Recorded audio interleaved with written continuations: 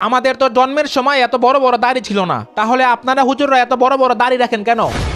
হুজুরাইত আছে, কিন্তু হাতের মধ্যে হাতুড়ি কেন? সোহান, বাইকের মধ্যে স্পিকার লাগাইছি, এখন বাইক চলবো গানের তালে তালে। ভাই সাউন্ড এত কম কে? আরে বেটা, সাউন্ড তো এখনো দেই নাই, দাঁড়া বাড়াইতাছি।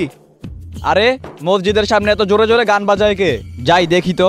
এই ভাই, আপনারা এত জোরে জোরে গান বাজাচ্ছেন কেন? পাশে একটা মসজিদ। তো কি হয়েছে? আরে একটু পরে নামাজ শুরু হবে, আপনারা এভাবে গান বাজালে কিভাবে নামাজ পড়বে?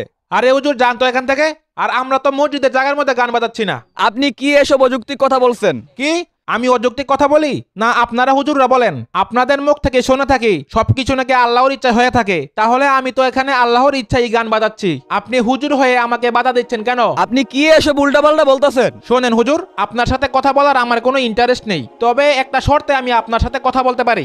আমাদের তো জন্মের সময় এত বড় বড় দাড়ি ছিল না, তাহলে আপনারা হুজুররা এত বড় বড় দাড়ি রাখেন কেন? আপনি আগে এই দাড়িগুলো কেটে আসুন, তারপরে আপনার সাথে কথা বলবো। ও আচ্ছা, দাড়ি কাটতে হবে, তাহলে আমি দোকান থেকে ব্লেড নিয়ে আসছি। হ্যাঁ হুজুর, তাড়াতাড়ি যান। দেখলি হুজুরকে কেমন পেঁচার মধ্যে ফালাইলাম, আমার সাথে কথা বলতে আসছে। আমি একজন শিক্ষিত ছেলে, এমন 100 জন হুজুর আসলেও আমার এই প্রশ্নের উত্তর দিতে পারবে না। ঠিকই বলছেন ভাই। এই হুজুরাইত আছে, কিন্তু হাতের মধ্যে হাতুড়ি কেন? কি জানি হুজুর আবার কি পাগলামি করে। এই হুজুর, আপনার হাতে হাতুড়ি কেন? আপনিই তো বললেন হাতুড়ি আনার জন্য। মানে? আপনি তো বললেন জন্মের সময় দাড়ি থাকে না, এজন্য আমার দাড়ি কাটতে হবে। কিন্তু জন্মের সময় তো আপনার কোনো দাঁত ছিল না, তাই এখন আমি আপনার দাঁতগুলো ভাঙলাম। এই হুজুর, আপনি এটা কি করলেন? আপনার সাহস তো অনেক বেশি।